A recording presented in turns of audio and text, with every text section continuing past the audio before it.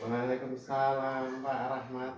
Gimana kabar hari ini? Alhamdulillah Pak, kabar baik. Pak Taryo bagaimana kabarnya Pak? Alhamdulillah. Ya, Pak. Rada cekat-cekat sirain. Gimana Pak? Mohon maaf Pak Taryo mengganggu waktunya sebentar. Izin saya Rahmat Basuki, CGP Angkatan 11 Kabupaten Wonosobo, meminta waktu panjenengan pada kegiatan wawancara nanti ini. Mudah-mudahan nanti panjenengan bisa bekerja sama dengan baik dengan saya dalam rangka wawancara Pak. Ini begini Pak Taryo, berkaitan dengan keputusan atau pengambilan keputusan di sekolah panjenengan Pak. Ada beberapa hal yang ingin saya tanyakan Pak. Yang pertama ini Pak, selama ini bagaimana panjenengan dapat mengidentifikasi kasus-kasus yang merupakan dilema etika atau bujukan moral Pak? Dilema etika atau bujukan moral dalam pengambilan keputusan ya Pak ya? Iya Pak, betul sekali. Ya. Baik. Saya pernah mendengar itu kata-kata dilema etika yang secara umum memang dilema etika itu kita kadang-kadang mengalami kesulitan Pak Rahmat dalam pengambilan keputusan karena ada dua hal semuanya benar, tetapi kita kalau berdasarkan musyawarah dalam pengambilan keputusan itu yang menitik beratkan terhadap manfaat yang paling banyak dibanding dengan mudaratnya, insya Allah itu akan tercapai.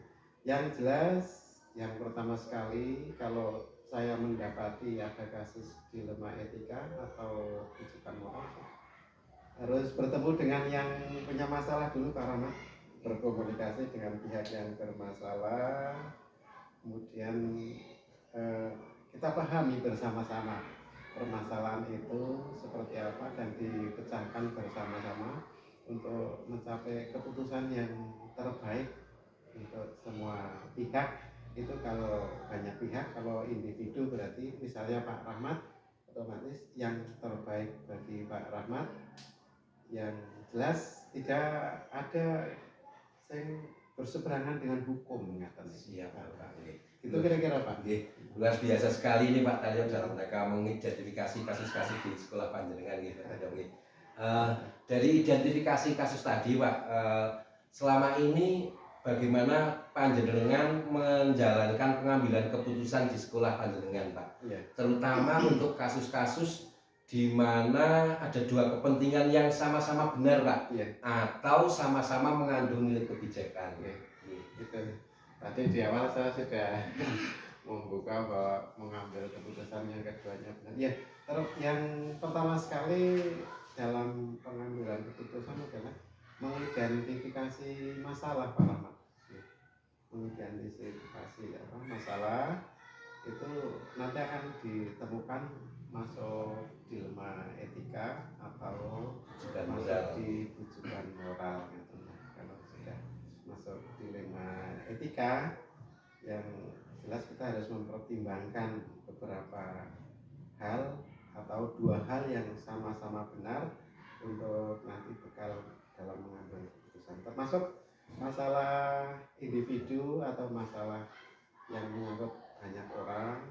Kemudian saya juga senang untuk mengutamakan musyawarah, mungkin bersama Pak Rahmat dan yang lain, Bapak Ibu guru dan juga mempertimbangkan dampaknya Pak Rahmat, dampak jangka panjangnya, bukan hanya dampak sehari-harinya.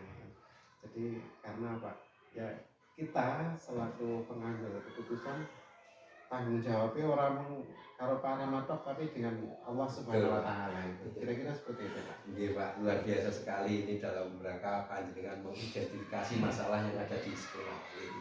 Lalu pertanyaan selanjutnya Pak, setelah ada identifikasi permasalahan di sekolah itu tentu kan ada langkah-langkahnya Pak. Nah pertanyaannya itu langkah-langkah atau prosedur seperti apa yang biasa panjenengan lakukan selama ini Pak? Langkah-langkah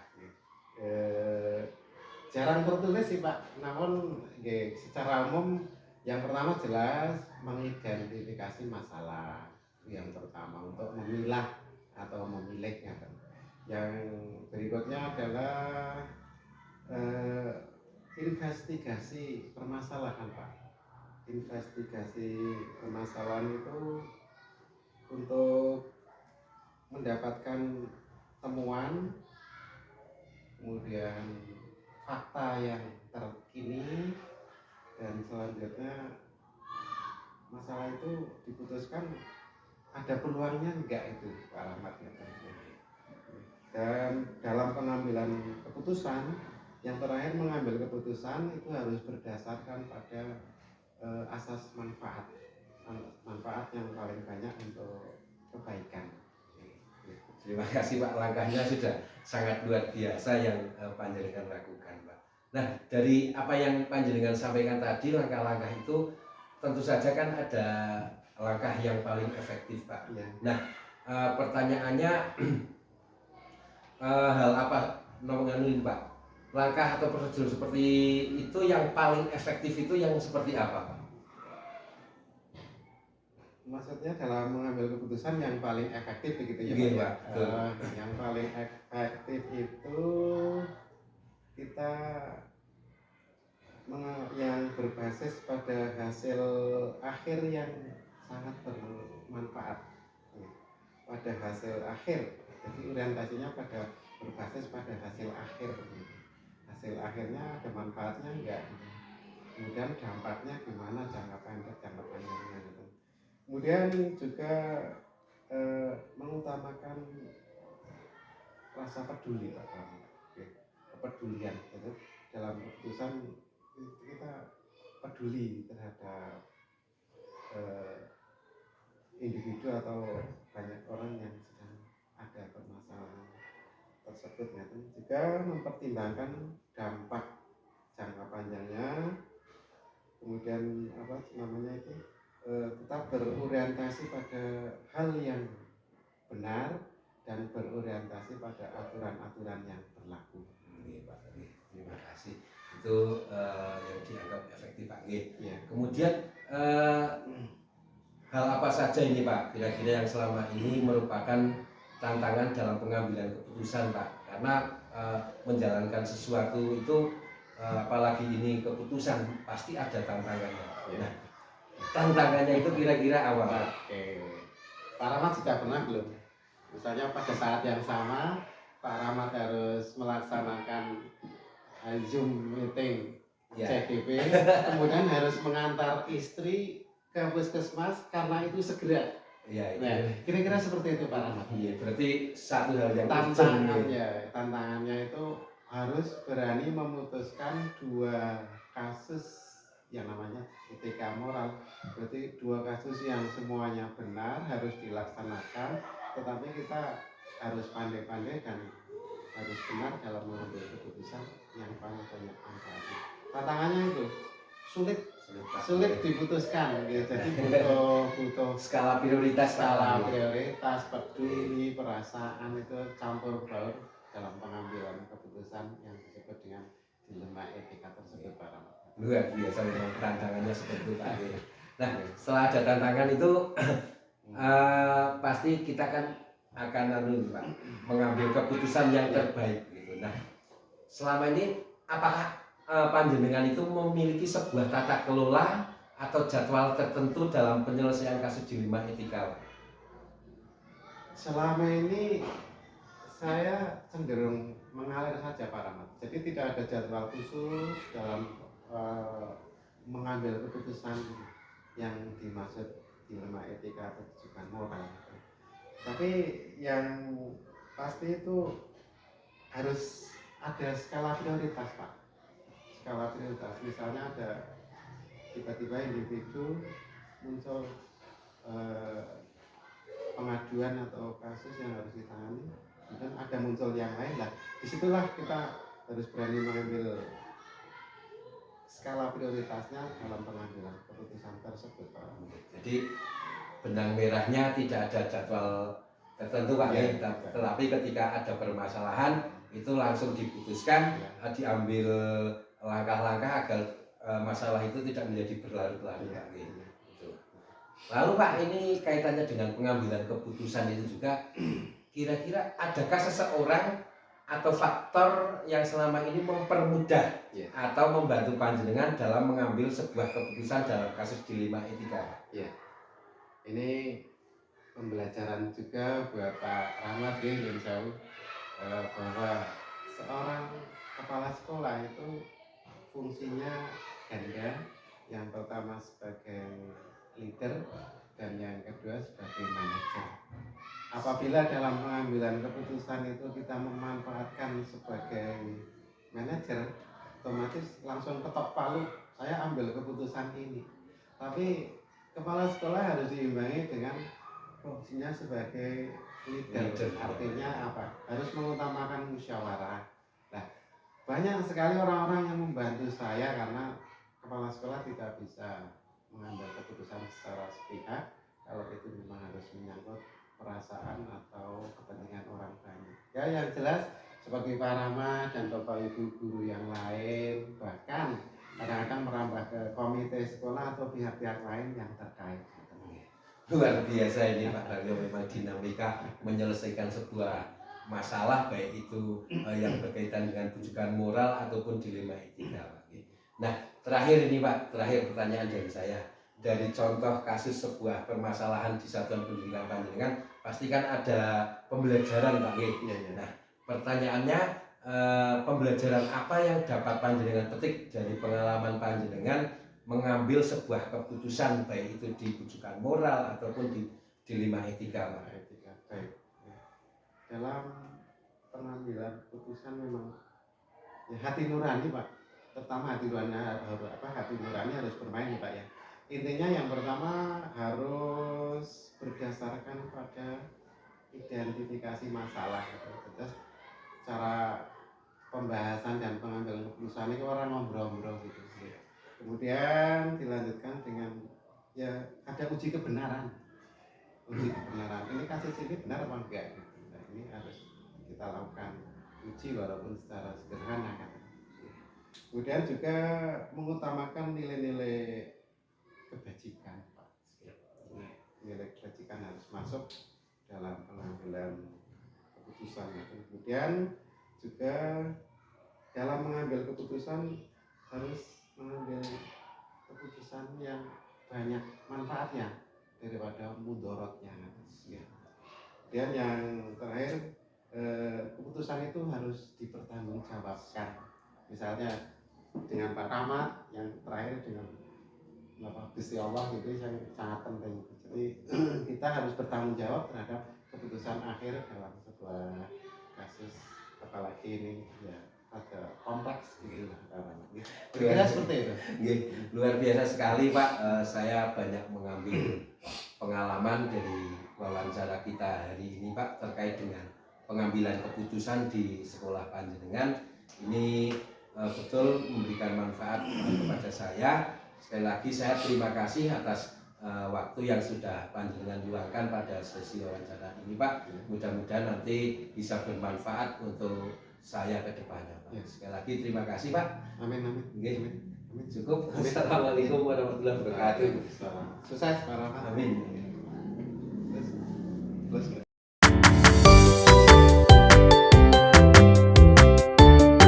Assalamualaikum Pak Eli. Waalaikumsalam Pak. Saya bantu. Sebelumnya mohon maaf Pak Eli, saya Rahmat Basuki, CGP Angkatan 11 Kabupaten Wonosobo. Maksud kedatangan saya kemari ingin wawancara dengan panjenengan terkait dengan pengambilan keputusan di sekolah panjenengan. Oh, ya. Baik Pak. Terima kasih sudah dengan hadir ke tempat kami di SD Dua Kaliburo. Barangkali nanti saya bisa membantu apa yang ditanyakan Pak Rahmat.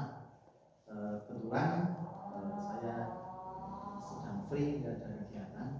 Silakan. Baik, terima kasih Pak Eli. Jadi bisa kita mulai nih Pak Eli. Untuk yang pertama begini Pak Eli. Selama ini bagaimana panjenengan dapat mengidentifikasi kasus-kasus yang merupakan dilema etika atau bujukan moral Pak Heli? Baik Pak Rahmat, saya akan mencoba sebisa saya terkait dengan keputusan yang saya ambil.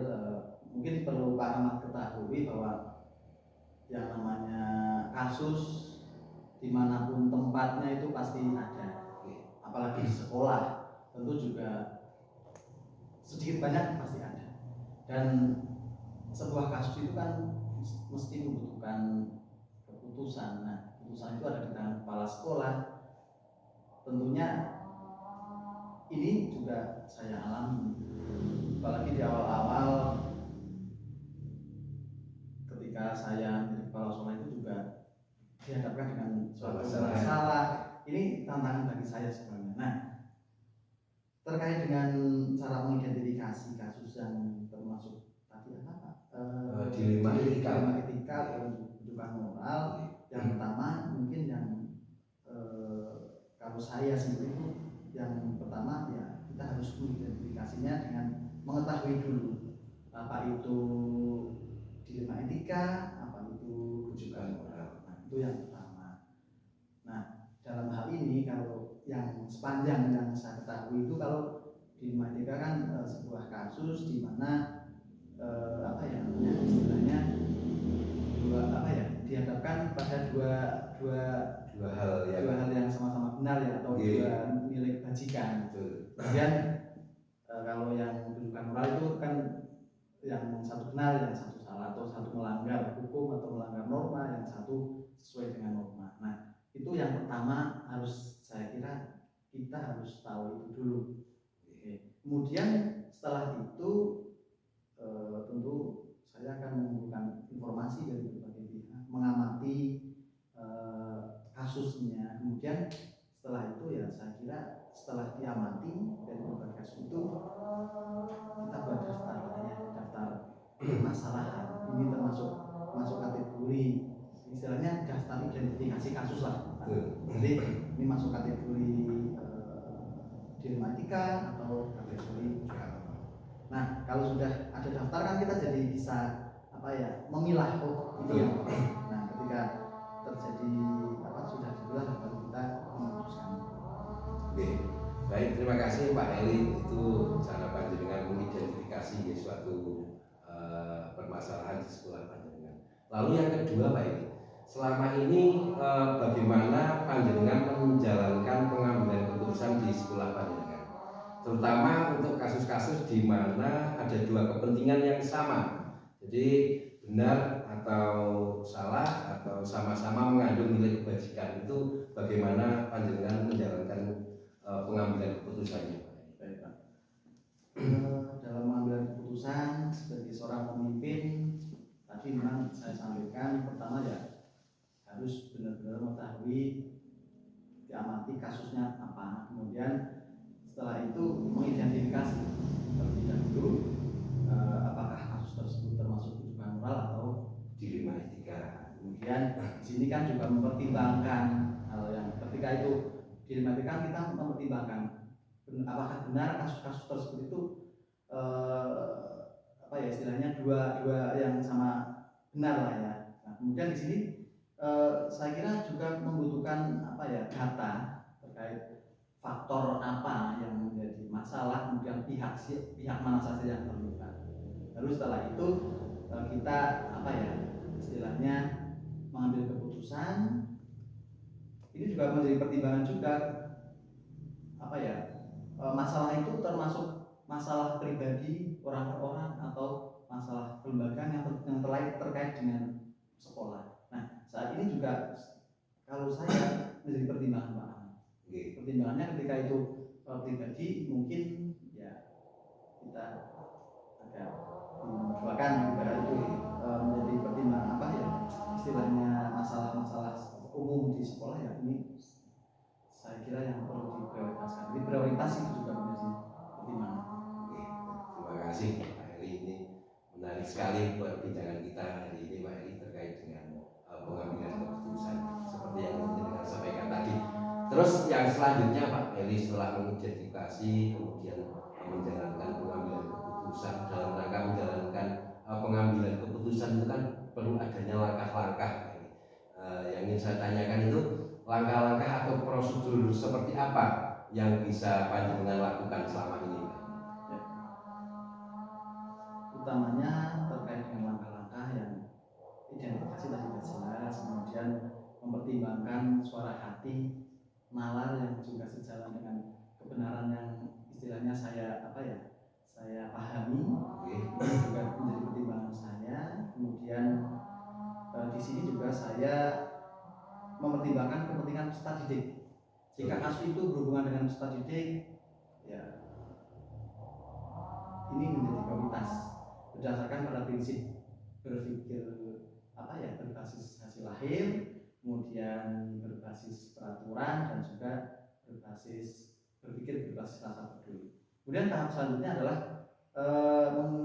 menginvestigasi dengan memeriksa kembali fakta-fakta. Artinya di sini perlu di cross check dari berbagai kasus tersebut, di cross check, kemudian kita membuat keputusan. Setelah itu pun kalau saya itu tetap saya refleksikan. Siap Pak Eli, terima kasih, menarik juga ini tentang prosedur yang ingin ambil.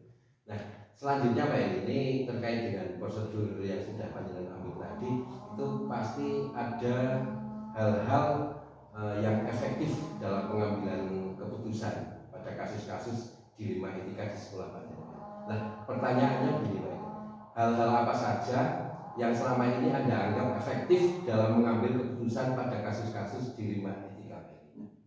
Untuk hal efektif ya tentu ini menjadi menjadi hal yang paling utama ketika kita mengambil keputusan, ya sebisa mungkin seefektif mungkin. Nah, salah satu yang membuat efektif ya kalau saya itu menggunakan 3 prinsip resolusi, ya, yaitu yang berpikir berbasis hasil lahir, kemudian berbasis pada aturan yang benar, dan mengutamakan rasa peduli. Di sini ini kan menjadi prinsip dalam pengambilan keputusan dilema etika. Jadi itu kalau saya menggunakan prinsip tadi. Karena kalau rujukan moral ini lebih mudah Pak. Artinya di sana kan hadapannya hanya benar lawan salah, jelas kita milih yang sebagai pemimpin tentunya lebih harus yang benar yang kita menjadi acuan. Itu seperti itu. Menarik sekali Pak Eli, tadi dalam rangka mengambil keputusan itu melakukan 3 prinsip Pak Eli. Nah, untuk selanjutnya Pak Eli, untuk pengambilan keputusan tadi kan mesti ada tantangan Pak Eli. Nah, pertanyaannya begini Pak, hal apa saja yang selama ini merupakan tantangan dalam pengambilan keputusan pada kasus-kasus dilema etika Pak Eli? Pasti ada tantangannya Pak Eli. Baik, benar. Kalau tantangan itu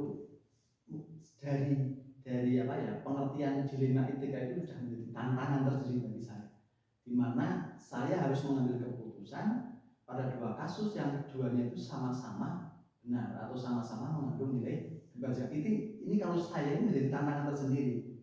Nah, tapi tentu kita kembali kepada nilai-nilai kebenaran yang saya pegang teguh. Ini kembali ke sini lagi, dan mempertimbangkan juga jangka pendek, jangka panjang, yang nanti keputusan yang diambil itu seperti apa. Ini kalau saya yang paling sulit atau menjadi permasalahan itu justru pada kasus dilema etika.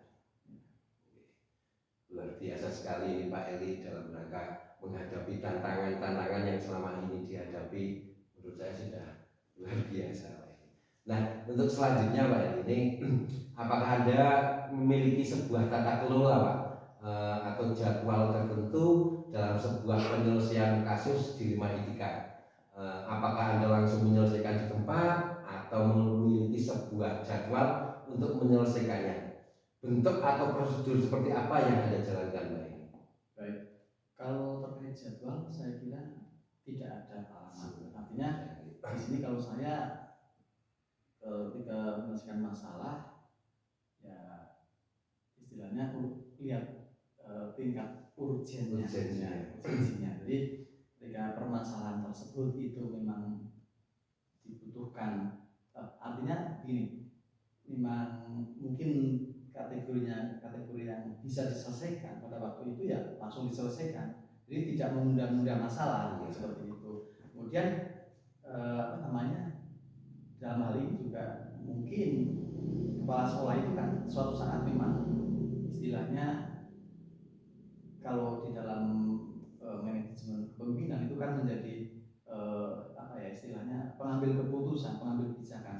Nah, tentu di sini menjadi prioritas adalah pertimbangan-pertimbangan tadi yang saya sampaikan di awal, tetapi prioritas lagi bahwa yang penyelesaian itu tidak terjadwal kecuali Pak, misalkan permasalahan itu kompleks, permasalahan itu rumit sehingga membutuhkan waktu dan juga membutuhkan pertimbangan lain.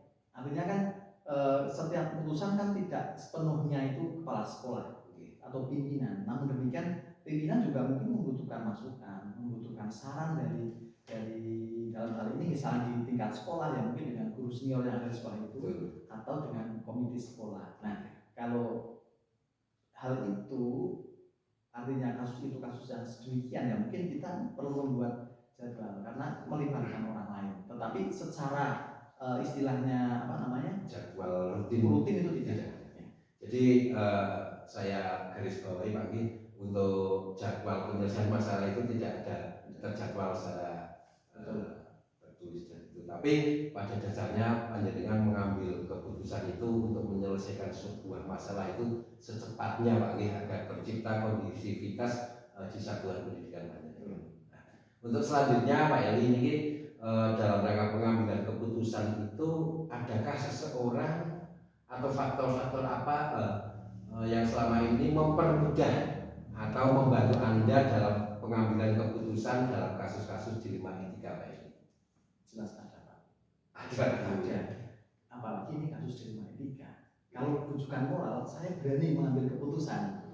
Saya berani bertanggung jawab untuk mengambil keputusan. Kalau rujukan moral itu artinya yang saya pedomani adalah aturan. Kalau itu rujukan moral. Tapi kalau dilema etika jelas saya membutuhkan pertimbangan dari pihak lain. Dalam hal ini tentu tadi saya singgung itu ada guru-guru senior di tempat kami yang jadi istilahnya bisa bisa membantu saya, kemudian komite sekolah juga mungkin bisa dilibatkan ketika masalah tersebut atau kasus itu melibatkan siswa yang kalau siswa kan hubungannya juga kompleks lah ya, artinya bisa dengan orang tua. Nah, ketika dengan orang siswa kan kita juga butuh komunikasi, butuh orang yang bisa menjembatani antara saya dengan orang tua atau si anak tersebut, yaitu komite sekolah yang tahu atau paham persis dengan situasi latar belakang dari siswa. Itu misalkan kok istilahnya itu melibatkan siswa. Jadi menurut saya ini jelas membutuhkan orang lain. Terima kasih Pak Eli, jawaban luar biasa. Jadi prinsipnya itu untuk kasus-kasus yang merupakan rujukan moral ini panjenengan bisa langsung mengambil langkah untuk memberi keputusan. Tapi kaitannya dengan dilema etika memang harus selalu berkoordinasi dengan warga satuan pendidikan panjenengan, ada Bapak Ibu guru senior ataupun yang lain. Nah, untuk yang selanjutnya Pak Eli ini pertanyaan terakhir, dari semua hal yang telah disampaikan, pembelajaran apa ini kira-kira yang dapat panjenengan petik dari pengalaman Anda mengambil keputusan dilema etika Pak Eli? Baik.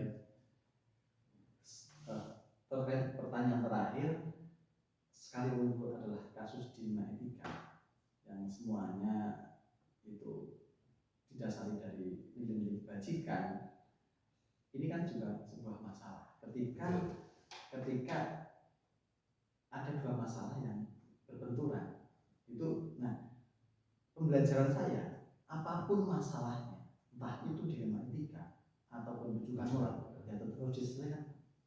Tetap harus diselesaikan. Nah, tentu apalagi kalau di kasus dilema etika itu kan butuh proses panjang, butuh pengujian yang dilakukan benar lawan benar, kemudian kita juga menggunakan prinsip-prinsip tadi, 3 prinsip ya. 3 itu juga menjadi pertimbangan. Artinya ini pembelajaran saya ketika mengambil apa istilahnya dari pembelajaran saya terkait dengan pengambilan keputusan, itu yang pertama adalah tadi masalah apapun itu harus selesai, harus diselesaikan, jangan jadi istilahnya menjadi berlarut-larut. Kemudian dalam pengambilan keputusan juga tidak gegabah. Tidak gegabahnya itu ya kita membutuhkan kolaborasi dengan pihak lain yang mungkin berkompeten, yang bisa membantu. Mungkin itu. Oke, terima kasih Pak Eli. Saya banyak menggali informasi dari kegiatan wawancara kita hari ini. Juga saya dapat pengalaman baru tentang pengambilan keputusan di sekolah panjenengan. Ini sudah sangat luar biasa dalam panjenengan menyelesaikan masalah-masalah di satuan pendidikan panjenengan, terutama yang berkaitan dengan masalah rujukan moral ataupun dilema etika. Sekali lagi saya terima kasih Pak Eli atas waktu panjenengan. Mudah-mudahan menjadi ladang ibadah untuk panjenengan Pak Eli. Sama-sama Pak, saya juga senang bisa berbincang-bincang empat mata dengan jenengan, bisa membantu jenengan. Artinya saya terbuka. Ketika suatu saat mungkin Pak Ahmad apa istilahnya ya bertukar pendapat dengan saya ada waktu, monggo. Terima kasih Pak Eli. Saya akhiri. Assalamualaikum warahmatullahi wabarakatuh. Waalaikumsalam warahmatullahi wabarakatuh. Suaranya seru kok ya, gitu ya. Seru.